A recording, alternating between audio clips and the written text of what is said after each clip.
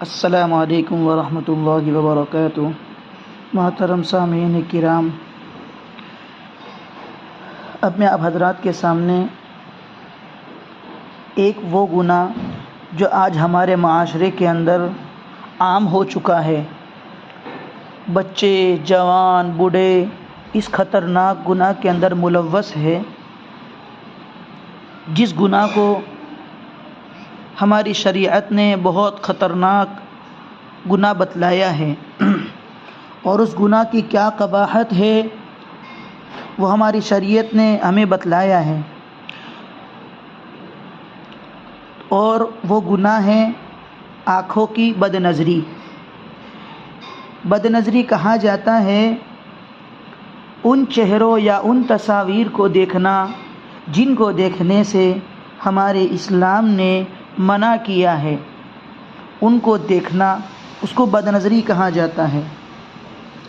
معزز سامعین کرام، میں آپ لوگوں کے سامنے بد نظری کا گناہ جو ہے اس کی قباحت بیان کروں گا چھوٹے چھوٹے حصوں کے اندر۔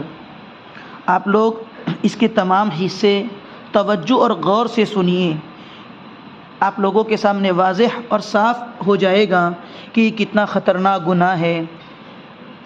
اللہ کی ذات سے امید ہے کہ اللہ تعالی ہمیں توفیق عطا کریں گے اور یہ گناہ ہم سے چھوٹ جائے گا انشاءاللہ۔ میں اس عنوان کے ماتحت میں یہ بھی بتاؤں گا کہ یہ گناہ کتنا برا ہے اور کتنا خطرناک ہے، اور اس گناہ کو ہمیں کیوں چھوڑنا چاہیے، اس کی کیا کیا وجوہات ہے، وہ بھی ترتیب سے آپ کے سامنے آتی رہے گی۔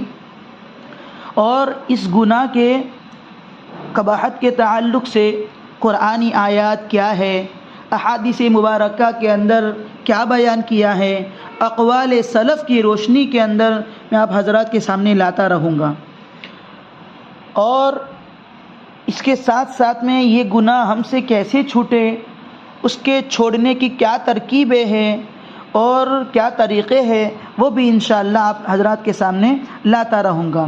آپ لوگوں سے میری مؤدبانہ گزارش ہے کہ آپ لوگ توجہ اور دھیان کے ساتھ میں اس کے تمام حصوں کو سنیے۔ معزز سامعین کے نام، بد نظری، انسانی آنکھیں جب بے لگام ہو جاتی ہے تو اکثر فواحش کی بنیاد بن جاتی ہے۔ بڑے بڑے گناہوں کی بنیاد یہ بد نظری ہے۔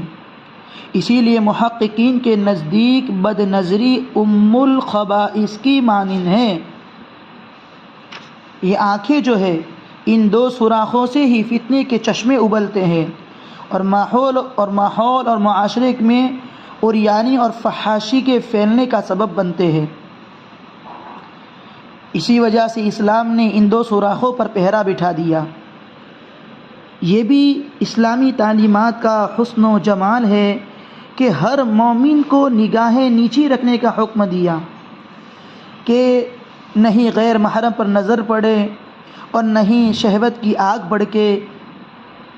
ایک کہاوت مشہور ہے، نہ رہے بانس نہ بجے بانسری، یعنی کہ برائی کو ابتدا ہی سے ختم کر دو۔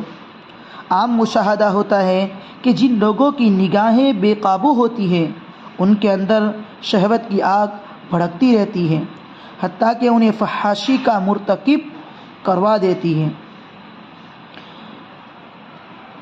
نظر کی حفاظت کے تعلق سے اللہ رب العزت کا ارشاد ہے، قُل لِّلْمُؤْمِنِينَ يَغُضُّوا مِنْ أَبْصَارِهِمْ وَيَحْفَظُوا فُرُوجَهُمْ ذَلِكَ أَزْكَىٰ لَهُمْ إِنَّ اللَّهَ خَبِيرٌ بِمَا يَصْنَعُونَ۔ ایمان والوں سے کہہ دیجئے کہ اپنی نگاہیں نیچی رکھے اور اپنی شرمگاہوں کی حفاظت کرے، اس میں ان کے لیے پاکیزگی ہے، بے شک اللہ تعالیٰ کو بہت بڑی خبر ہے، یعنی اللہ تعالیٰ تم جو کچھ کرتے ہو اس سے باخبر ہے۔ اب دیکھیے، قرآن مجید کی یہ آیت مومنین کے لیے کامل اور مکمل پیغام ہے۔ مفسرین نے لکھا ہے کہ اس آیت میں تعذیب، تنبیہ اور تحدید کا بیان ہے کہ اللہ رب العزت مومنین کو ادب سکھا رہے ہیں کہ جن چیزوں کو دیکھنا ان کے لیے جائز نہیں ہے ان سے اپنی نگاہیں نیچی رکھے، بندوں کو یہی زیب دیتا ہے کہ اپنے آقا کی فرما برداری کرے۔ اس سے یہ بھی معلوم ہوا کہ غض بصر یعنی کہ آنکھ کو جھکا لینا یہ ابتدا ہے، اور حفاظت فرج یعنی شرمگاہ کے حفاظت کرنا یہ انتہا ہے۔ گویا یہ دونوں جو ہیں وہ ایک دوسرے کے ساتھ میں لگے ہوئے ہیں، ابتدا بھی ضروری ہے، انتہا بھی ضروری ہے، لہذا جس کی نگاہ قابو میں رہے گی اس کی شرمگاہ بھی قابو میں رہے گی۔ اس کے ساتھ ساتھ میں اللہ رب العزت ایک اور جگہ قرآن میں ارشاد فرماتے ہیں وَقُلْ لِلْمُؤْمِنَاتِ يَغْضُضْنَ مِنْ أَبْصَارِهِنَّ وَيَحْفَظْنَ فُرُوجَهُنَّ۔ اللہ رب العزت مومنات سے اللہ تعالیٰ ارشاد فرماتے ہیں کہ ایمان والیوں سے کہہ دیجئے کہ اپنی نگاہیں نیچی رکھیں اور اپنی شرمگاہوں کی حفاظت کریں۔ انشاءاللہ اس سے اگلے والے حصے کے اندر نظر کی حفاظت کے تعلق سے احادیث میں کیا ارشاد فرمایا ہے وہ آپ حضرات کے سامنے بیان کیا جائے گا۔ السلام علیکم ورحمۃ اللہ۔